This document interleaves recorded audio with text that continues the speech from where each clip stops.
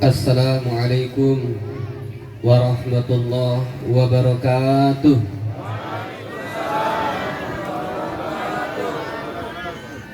Bismillahirrahmanirrahim.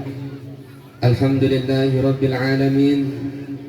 Wassalatu wassalamu ala asrafil anbiya'i wal mursalin Sayyidina Muhammadin wa ala alihi wa sahbihi ajma'in. Rabbi shrah li sadri wa yassir li amri wahlul 'uqdatam min lisani yafqahu qawli wa la haula wa la quwwata illa billah, amma ba'du. Yang sama-sama kita muliakan dan hormati guru kita Ayahanda Al-Mukarram Syekh Khalifah Mursyid Jumadil Arifin. Beliau adalah pendiri sekaligus pembina Yayasan Nur Ahdiat Al-Arifin, sekaligus juga sebagai mursyid kita, sebagai khalifah kita yang membimbing kita menuju jalan keridhaan Allah Subhanahu wa taala.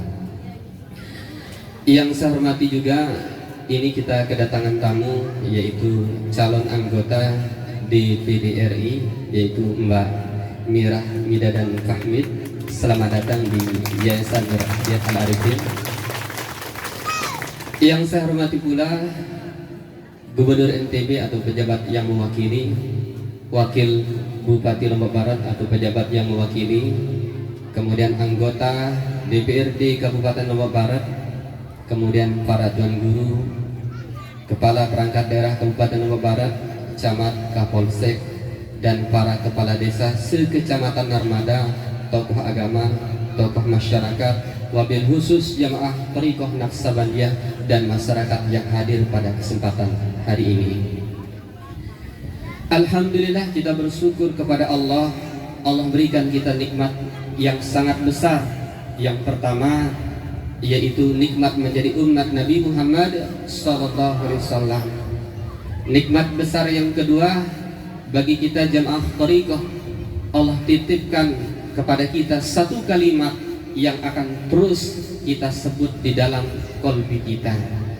Dan mari kita berselawat kepada baginda Rasulullah SAW sebagai tanda mahabbah kita, dengan sama-sama kita ucapkan Allahumma salli ala Sayyidina Muhammad wa ala ali Sayyidina Muhammad. Jamaah sekalian yang dirahmati oleh Allah, alhamdulillah yang berungguh pada saat ini masih berada di bulan Muharram, salah satu daripada bulan yang dimuliakan oleh Allah. Kisah singkat tentang perjalanan hijrah baginda Rasulullah SAW pada saat ditemani oleh Sayyidina Abu Bakar As-Siddiq. Di saat malam hijrah, pada saat itu Abu Bakar bersama baginda Nabi di saat beliau berlari dikejar oleh tentara kafir Quraisy. Kemudian pada saat itu kadang Rasulullah ada di depan, kadang Abu Bakar ada di sebelah depan baginda Nabi, kadang ada di sebelah belakang baginda Nabi, kadang ada di sebelah kanan dan kiri baginda Nabi. Maka kejadian ini ditanya oleh Rasulullah, wahai Abu Bakar, kenapa engkau pindah-pindah? Kemudian jawab Abu Bakar, ya Rasulullah, andaikan ada musuh yang menyerangku dari sebelah depan, maka akulah orang yang pertama diserang oleh musuh itu. Andaikan ada musuh yang menyerang engkau ya Rasulullah dari sebelah kanan, dari sebelah kiri maupun dari sebelah belakang, maka akulah orang pertama yang diserang oleh orang itu. Kemudian Abu Bakar menyaksikan pada saat itu kaki Rasulullah terluka, tumit Rasulullah kelihatan terkikis, bengkak. Kemudian satu-satunya sahabat dari 124.000 sahabat yang dimiliki oleh Rasulullah, satu-satunya sahabat yang menggendong Rasulullah yaitu adalah Sayyidina Abu Bakar As-Siddiq. Singkat cerita, sampailah Rasulullah di depan gua Sur. Kemudian Sayyidina Abu Bakar masuk dulu ke mulut gua, kemudian baru Rasulullah masuk. Kemudian pada saat itu Rasulullah SAW tidur di atas pangkuan daripada Sayyidina Abu Bakar As-Siddiq. Ketika kondisi pada saat itu, maka ular yang sengaja ditutupi oleh kaki Sayyidina Abu Bakar As-Siddiq menggigit kaki Sayyidina Abu Bakar As-Siddiq. Kemudian Sayyidina Abu Bakar As-Siddiq itu meneteskan air mata. Air matanya menetes membasahi pipi Rasulullah yang pada saat itu dalam kondisi kecapean letih dari istirahatnya sesudah dikejar. Kemudian pada saat itu dengan kondisi Rasulullah yang capek, Sayyidina Abu Bakar As-Siddiq melakukan satu hal yang sangat luar biasa, menahan gigitan daripada seekor ular. Kemudian pada saat itu Rasulullah berkata, "Ya Abu Bakar, la tahzan, innallaha mana." Wahai Abu Bakar, jangan bersedih, sesungguhnya Allah bersama kita. Jadi silsilah thariqah Naqsabandiyah diwariskan oleh Rasulullah sallallahu alaihi wasallam kepada sahabat yang paling beliau cintai, yaitu Sayyidina Abu Bakar As-Siddiq. Jadi kita mewarisi ilmunya dari jalur Sayyidina Abu Bakar As-Siddiq, yaitu salah satu sahabat yang paling Rasulullah cintai, yang paling Rasulullah sayangi. Bahkan dalam satu perkataan Rasulullah katakan, andaikan aku diperintahkan oleh Allah untuk memilih kekasih, maka kasih yang aku pilih adalah Sayyidina Abu Bakar As-Siddiq. Rasulullah katakan, andaikan ada nabi setelah aku, maka nabinya itu adalah Sayyidina Abu Bakar As-Siddiq. Jadi tiang pelunggu bersyukur, yaitu diwariskan oleh Rasulullah melalui jalur Sayyidina Abu Bakar As-Siddiq, yaitu ajaran thariqah Naqsabandiyah. Dalam thariqah Naqsabandiyah, tiang pelungguh niki diajarkan 17 tingkatan zikir. Dari 17 tingkatan zikir niki terbagi dia. Yang pertama ada yang disebut dengan zikir sir, yaitu ada pada pelajaran pertama, kedua, sampai pelajaran ke-8. Itu sir semua. Ada yang disebut dengan zikir muraqabah.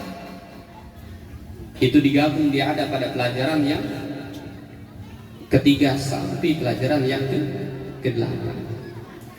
Kemudian ada yang disebut dengan zikir jihar. Itu ada dari zikir maqam sampai zikir tahlilul lisan. Jadi jamaah sekalian yang dirahmati oleh Allah, dalam thariqah Naqsabandiyah 3 zikir yang komplit yang pelungguh, 3 zikir yang komplit yang pelungguh terima. Pertama tadi disebut dengan zikir sir. Jadi zikir sir niki jamaah luar biasa. Tidak ada batasnya untuk kita melaksanakan zikir.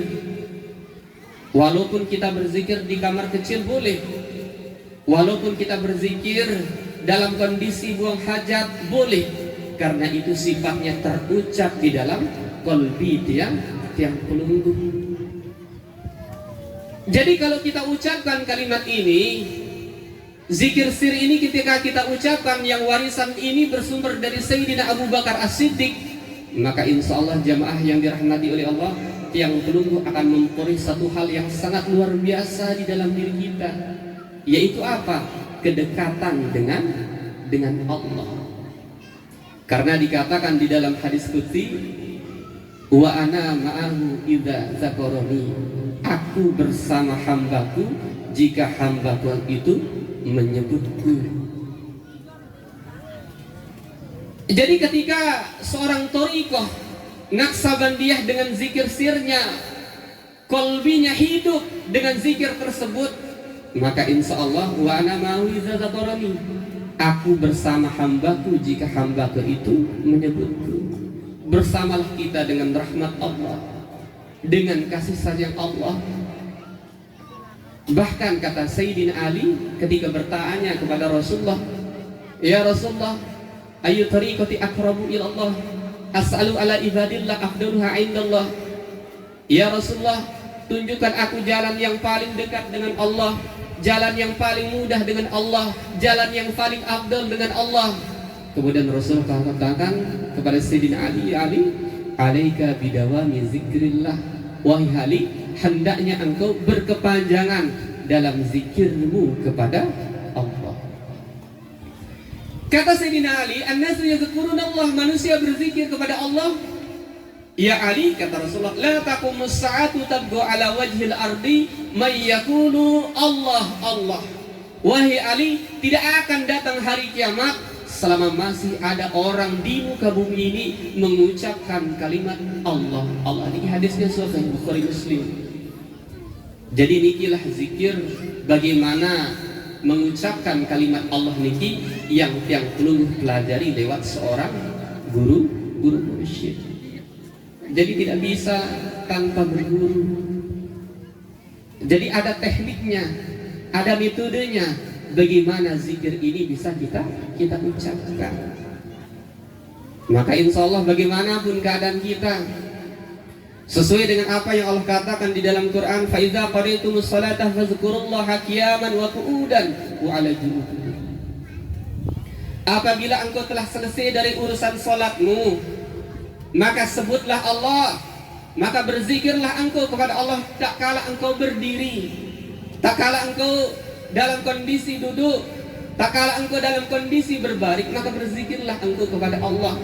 Maka kunci untuk bisa mengamalkan ayat Al-Quran ini tiada lain dan tidak ada bukan kecuali yang belum adalah bagian daripada orang yang berthariqah.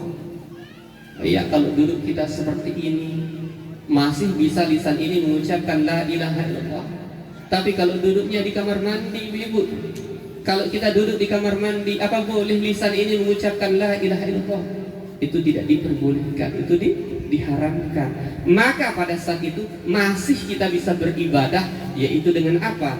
Dengan hati. Kita bermohon kehadirat Allah supaya kita diberikan tetap sehat. Tapi kondisi orang pada saat ini dengan berbagai macam makanan yang dia makan, kemudian ada zat kimianya, ada pengawet pemanis dan sebagainya, orang sekarang terkena dengan penyakit stroke.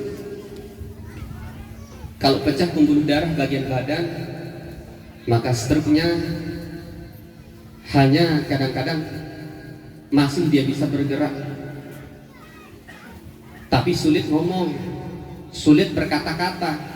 Tapi kalau pecah pembuluh darah pada bagian otak, dia akan lumpuh. Maka pada saat itu orang hanya hidup pikirannya saja. Lalu bagaimana pada saat itu orang itu mampu beribadah kepada Allah, membela imannya, agar apa? Agar mati dalam keadaan yaitu muslim. Jadi ada metode yang kita diajarkan oleh mursyid kita, yaitu bagaimanapun kondisi kita, hati ini masih tetap beribadah dengan ibadah yang dilakukan oleh hati ini. Jadi luar biasa jemaah, sesuai apa yang Rasulullah SAW sampaikan tentang kualitas daripada keimanan Abu Bakar As-Siddiq. Masaballahu syai'an ala sadri illa sababtuhu ala sadri Abi Bakri fasaqula imanu Abi Bakri thumma qala law zina imanu Abi Bakri bi imanin ahlil ard la rajabihim. Jadi Rasulullah itu ditumpahkan sesuatu oleh Allah dengan perantara malaikat Jibril alaihissalam, maka apa yang ada pada dada Rasulullah Allah tumpahkan pada dadanya Sayyidina Abu Bakar As-Siddiq. Fasaqula imanu Abi Bakri, maka dengan itu, dengan sesuatu yang Allah tumpahkan ke dalam dadanya Sayyidina Abu Bakar As-Siddiq, berat imannya Sayyidina Abu Bakar As-Siddiq. Jadi andaikan imannya Sayyidina Abu Bakar As-Siddiq itu ditimbang dengan seluruh iman manusia kecuali Rasulullah SAW, maka jauh lebih berat imannya Rasulullah. Karena apa?